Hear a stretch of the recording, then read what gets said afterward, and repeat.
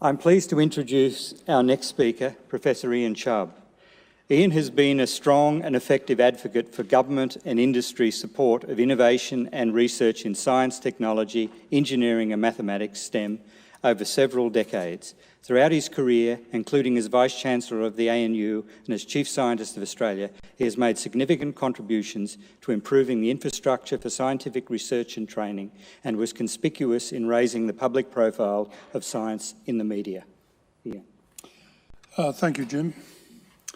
Colleagues, let me begin by thanking the Fellows of the Academy for electing me to be one of you.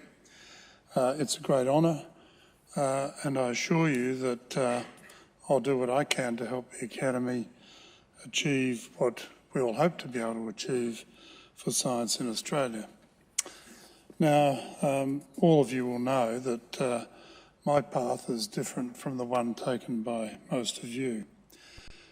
And I assure you that I know my path well, not because I dwell on it particularly, but because I've often been asked what is a deceptively simple question.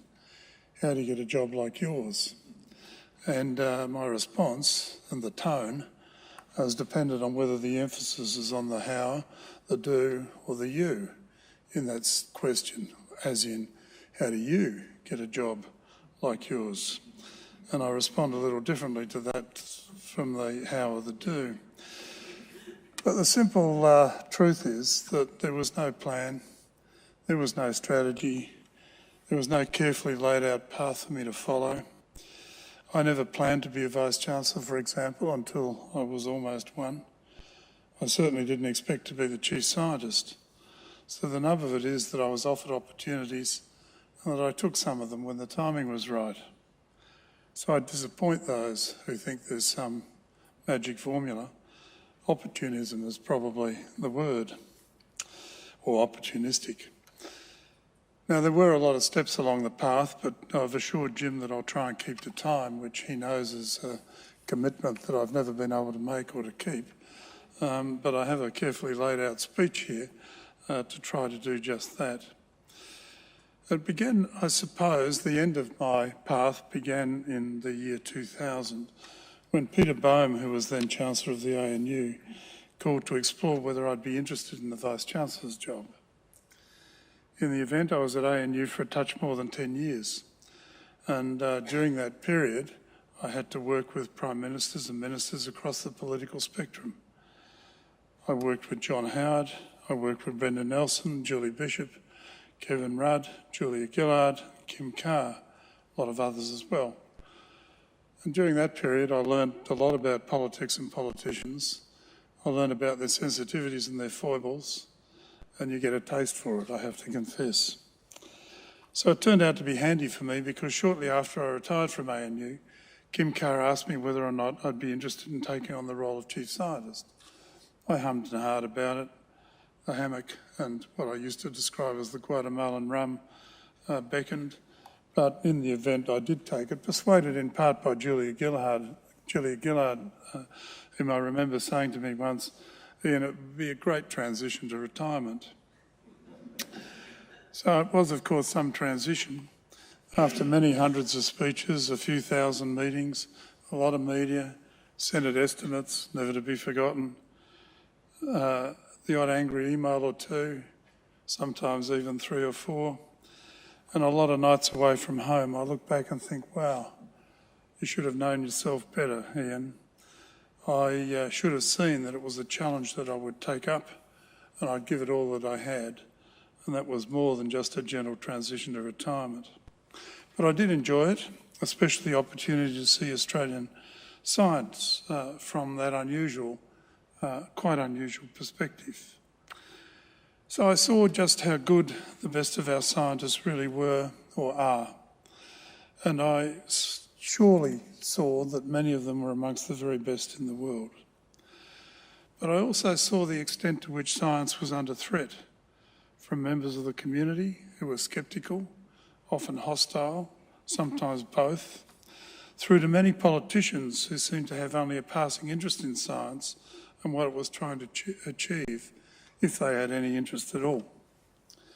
For too many, it was something that could be turned on when needed, but neglected between times, and even turned on when it revealed what they didn't want to see. And I also saw neglect. Enrolments in science in schools were falling. A few people cared, but really too few. Science teachers were too often inadequately prepared for their role, not well supported professionally when they were in it, and in many cases teaching science with limited scientific backgrounds, if in fact they had one at all. Scientists, with some notable exceptions, appeared reluctant to engage in serious public discussion about their work or about science and how it worked. Perhaps they'd seen what happened to climate scientists when they spoke out. Some scientists thought that we, or science, should keep above the fray, keep pure.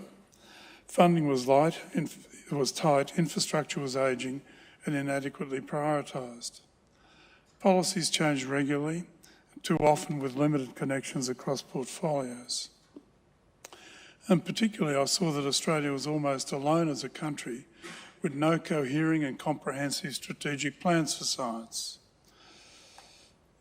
It was my judgment that we were slipping behind competitor nations and that the gap would get so big that we might never catch up. Of course, we'd always produce good people, but what did we need to enable them to do good work here in Australia? It surely was more than a wing and a prayer. It had to include good facilities and good interconnected and enduring policies to support them. It needed a strategy that brought all the strands together that would last longer than a parliament or even a minister. During my nearly 5 years as Chief Scientist, there were 4 Prime Ministers and numerous ministers, too many to count. The three-word mantra was fashionable in 2013-14, so I developed one of my own: passion, patience and persistence. Passion for the subject and what it meant for Australia, patience because of the regular need to brief a new guard, and persistence, being willing to go back and back and back again to keep the matter close to the surface in the minds of busy people. And there was change. We did get a national STEM strategy for schools, money for education and for research, programs to improve links with business, a review of infrastructure, the Commonwealth Science Council, a national science and innovation agenda, including and importantly including an innovation and science subcommittee of Cabinet. Science and research priorities, greater prominence for citizen science, funding for the Securing Australia's Future series involving all 4 academies together, a science statement and an imminent suite of innovation priorities. Prime Minister Turnbull spelled out the changed attitude at the Prime Minister's Science Prizes of 2015. He said, now the best accolade I can give Ian Chubb is to assure him that we are working to put into effect the very ambitious agenda that he has set for us.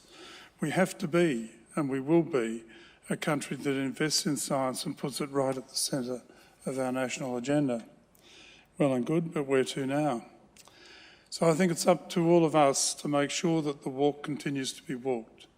It isn't done yet. This is no time to rest on the oars, no time for she'll be right, no time to presume that because he said it, it will be done. And I respectfully suggest that it will take an organisation, a distinguished organisation like the Academy, uniquely the Academy, with all that it can offer to make the right pitch: strategic, visionary, long-term, comprehensive, engaging and powerful, and delivered, of course, with passion, patience and persistence. But there's more, as they say. The Prime Minister went on to say, even when science has been under attack, you've never flinched and you have always stood up for science and its central importance to Australia, both today and in our future. I'm proud of that personally, of course, but it applies to us all. None of us can afford to flinch or to wilt at the first sign of opposition, no matter how nasty or irrational it might be. And that, of course, naturally enough, brings me back to politics. In our system, politicians make decisions that affect every scientist in Australia and how they work. They decide how much funding to provide, the processes by which it's distributed, who distributes it, the priorities that it might apply to its distribution, and sometimes how to use it. They set the ethical standards that scientists must meet, reflecting community mores. They also have an important role in how science is perceived and valued in the community. Now, I don't think we can leave it to them unaided.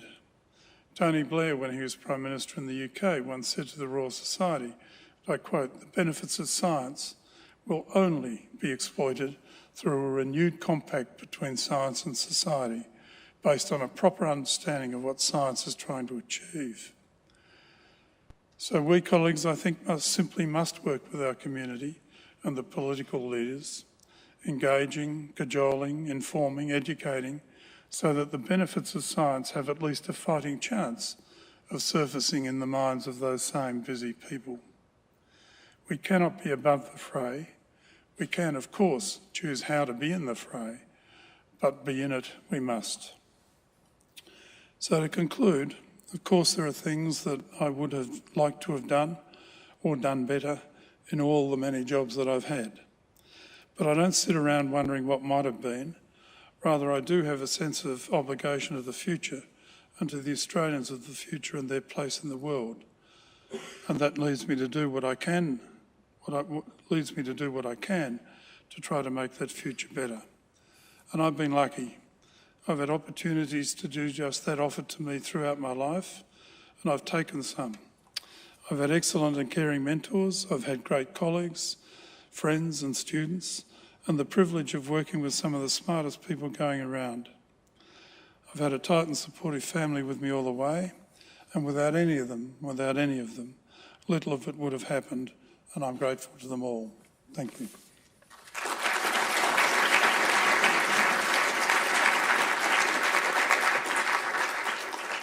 Thank you, Ian. That's wonderful. And that's the first time I've ever known you to finish ahead of time. Well, I could keep going. Are there any questions or comments for Ian? Ian, I have one. So you say there's still a lot to be done. Can you encapsulate that sort of briefly? We are the Academy. What do we have to do? Or what can the Academy do to help push this agenda? Well, I think in a probably subtle way, we have to take control of the strategic planning process.